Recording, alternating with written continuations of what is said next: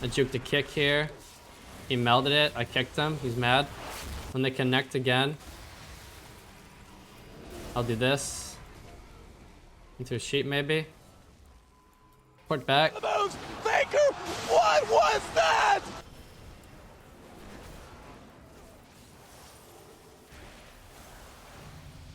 I mean, that's really all there is to it, man. This Drew tried to outplay me. I don't think so, man. What's up, YouTube? Today we're going to talk about some builds that I have discovered to be extremely useful after the 15% increase to the damage of Disintegrate. Now, a lot of people have asking me, hey, have you tried Iridescence? How is it working in your games? And here is my answer for you. So I am running two builds right now. So the first build that I am consistently running that has been my number one, my go-to, has been my Feed the Flame setup. This is something that I have been theory crafting, been working on since day one. And it looks like this, and I will leave this code in the description. So essentially, I just want to talk about the talent system a little bit as a generalization. So when I look at this talent system and I am deciding which points to take in which nodes, I am going to prioritize always and forever what is going to give me the most value. So for me, starting off right away is Burnout. This has been proven to be one of the most useful talents that I have had the pleasure of using in my games. It's good offensively, it's good defensively. I can use it for well-timed bursts, but I can also use it for a heal on my teammate if my healer is in CC. And I'm also running Catalyze and Hoarded Power with this. I'm actually dropping Lave Waste because I find that the damage is good enough on its own that I don't need to boost it by another 20%. And that allows me to have a point in Hoarded Power, which has proven to be extremely useful when I take Ruby Essence Burst, which makes my Living Flame have a 20% chance to have Disintegrate Empire cost no essence. On this side, I've actually dropped my Brank Echoes technique with Recoil just for more increased survivability, because in the current patch right now, I find that my survivability is very terrible, and this talent, for whatever reason, just has consistently proven to me over the last week or so that it's more useful and has more value than breaking ankles on the Recoil. I'm also taking increased stamina because, again, my survivability is not that great. All right, so let's take a look at my gear real quick. I am prioritizing in every single piece that I can find it. Verse Mastery with Mastery in Chants and Gems. And if I can't find Verse Mastery, then I will prioritize Haste Verse in any piece following that. The only outlier is pieces like this, where it is just simply a higher item level than my other pieces, because this scales to 408, but this also scales to 411, but the baseline stats are higher than the 340 gear, as you can see. And it has a lot more verse. So I'm prioritizing verse, mastery, and then haste. That's not to say that this is by any means the best, but this is what I have preferred, and this is what has worked for me over the last week and has put me in solo shuffle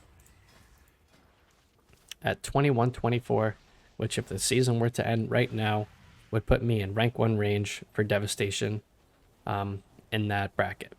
Okay, and so I will go over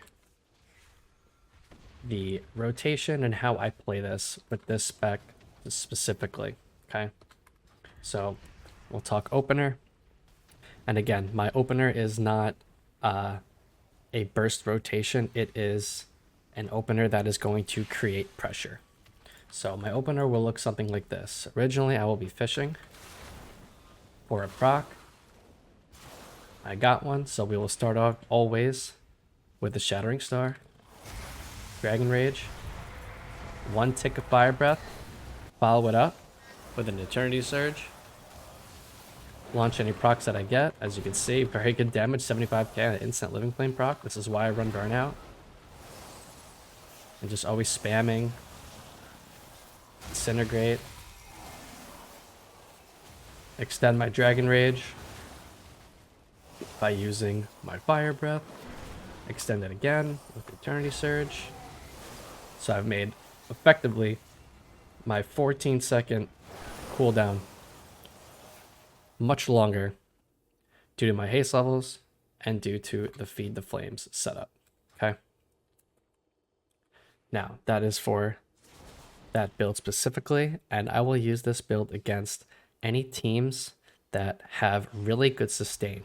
So DKs, warriors, monks, shamans, demonology warlocks, resto druids, because when I play against resto druids, I am taking the talent Scouring Flame.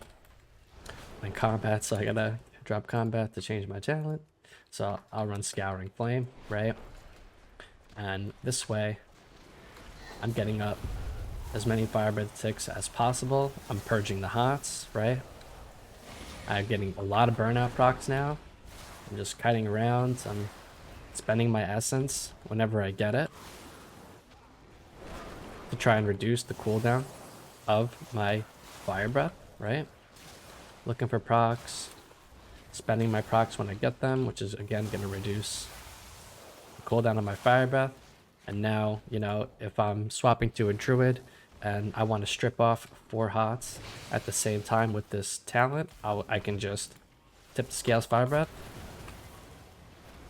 rip 4 hots off. I've done and I have created a lot of pressure that way. Okay. So for my Iridescence build and setup, I will run this build right here, and I'll leave this link in the description for the code. And to talk about when I use this build, I use this build when I am looking to put up the most upfront burst that I possibly can. Okay. And so I will start my burst rotation like this. I will Shattering Star. I can Dragon Rage. I can tip the Scales and then soak the 2 15% increased damage buffs with Disintegrates back to back. And so while that is very nice, when you start to get into the higher ranking games, higher MMR games, you will notice that a lot of people will be kicking your Disintegrate. So now I just lost 3 essence because somebody kicked my Disintegrate, and now I'm waiting a little bit until my next 3 essence are available. In addition, my next Eternity Surge, right? And I can't even cast 2 in a row because of how much essence it costs, right? So you have to time it very well. You can, you know, ideally you would wait for a proc from, you know, Essence Burst and then do it. But in my experience, the Feed the Flame setup is just a lot more consistent damage. You will not be putting too many eggs in one basket and just completely relying on having super fat Disintegrate ticks, because like I said, people will kick you, people will interrupt you, you will get feared on it, you know. So the Feed the Flame setup, in my opinion, is the #1 right now. You can use Iridescence for those very select situations where you want to, you know, a very, very setup type comp where you can guarantee CC on the healer and cross CC on the off DPS. Therefore, you know, you don't get interrupted. But again, like against good players, they're going to try to reduce the amount of times that you're going to be able to put the enemies in that type of situation. Okay. So I hope this little update helped you guys. If it did, please leave a like and consider subscribing to the channel, because we are going crazy right now with all love and support. And wish everybody a happy holidays and a new year, and I will see you guys in the next one.